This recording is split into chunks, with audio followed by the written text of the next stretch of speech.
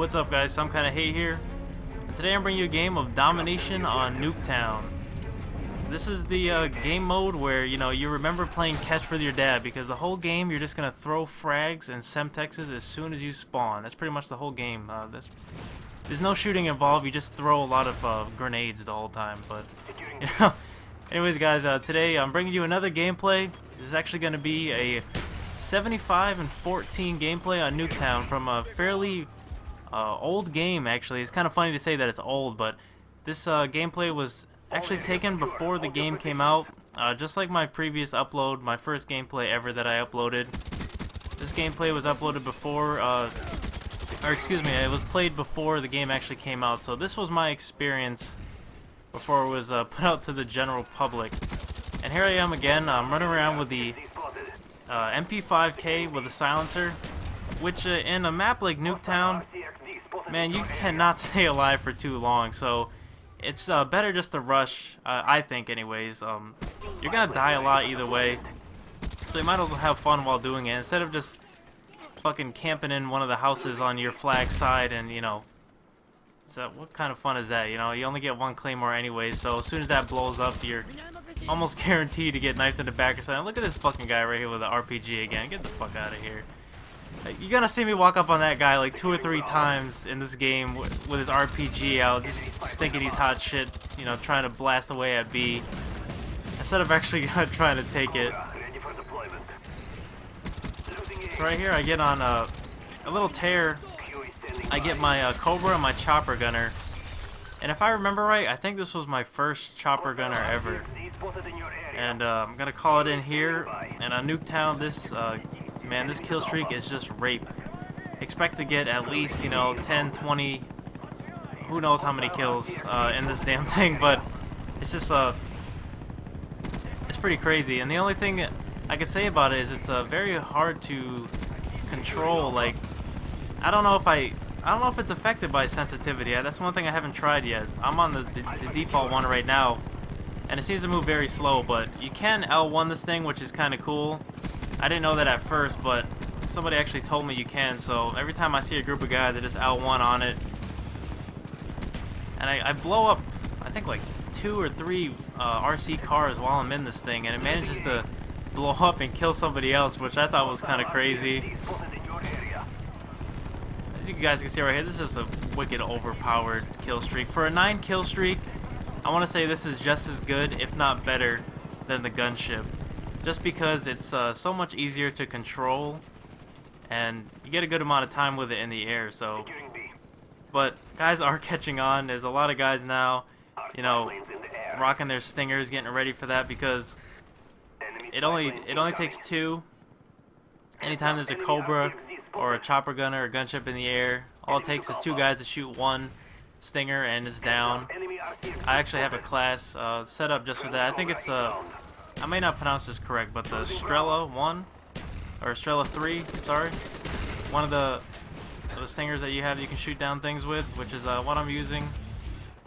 I'm using right now my perks in this game right here. I have Flak Jacket on and Sleight of Hand and I believe Ninja.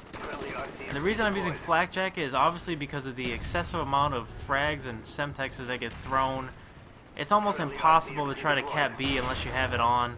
So I definitely recommend, when you're playing Nuketown, try a Flak Jacket class. Just try it once and see how you do with it, because I guarantee you're gonna have a little bit less frustrating time playing Nuketown, even though it already is pretty frustrating as is, because like I said, it's just like a game of catch, throwing semtexes. So to have Flak Jacket on is definitely a benefit. You can definitely benefit from that. And right here, I pick up some guy's Galil with a reflex sight, which is a very effective gun. It puts guys down fast, which is why I like the Galil. It's very powerful. I mean, it is kind of a, you don't run slower with it, but it is a little bit heavier gun. But it's just very accurate and very powerful, so it takes guys down very fast, which is why I like using it. And if you guys haven't noticed already, when I call in a airstrike in theater mode, for some weird reason, it does not show the mini-map where I drop the Cobra or anything. I'm not really sure why they didn't include that. I think they should go back and fix that on a patch or something and include it, because it's part of the game, you know, like part of where you're putting the Cobra, or say if you got you know, like a mortar team or whatever, people want to see where the hell you're putting it, you know, like if you get a multi-kill with a mortar strike or something, people want to know where the hell you put it. So I think it's a pretty good idea. They should probably go back and fix that. Hey, you can see, man, right from the spawn, I'm just running out. I don't really like to rush their spawn as much as I like to watch them come out of it. Like right here, I just happened to see this guy on the UAV, but you see how I kind of back out of it because I don't want their spawn to automatically flip. And right here, the RC car, oh man, it would have been a double kill for that guy, but like I said, I got flak jacket on. It's another thing it saves you from too, is it's not guaranteed to save you from an RC car or a Semtex, but there's a good chance that you might survive it. So right here, I pull my claimer. I have no idea why I did that. I think I hit the wrong button, analog or something. But look at this shit, man. It's fucking just rushing with the MP5 silence. Like, people don't even know what hit them. And then I get, like, rushed by, like, 3 dudes. Just tear me apart.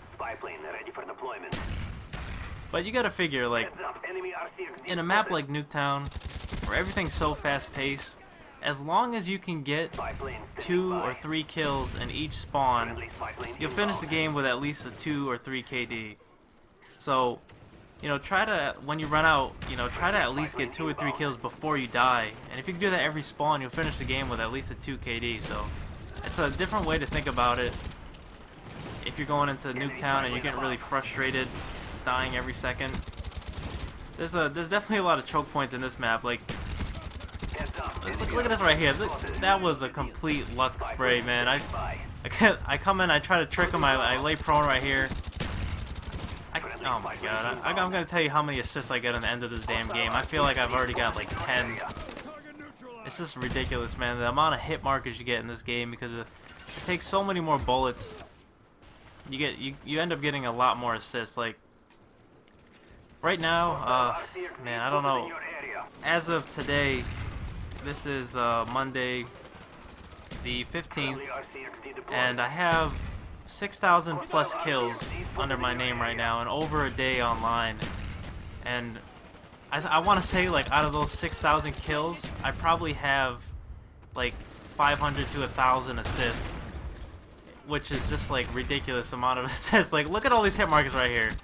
I probably tapped 3 different guys and not take one of them down because I didn't take the time to actually put it on one guy.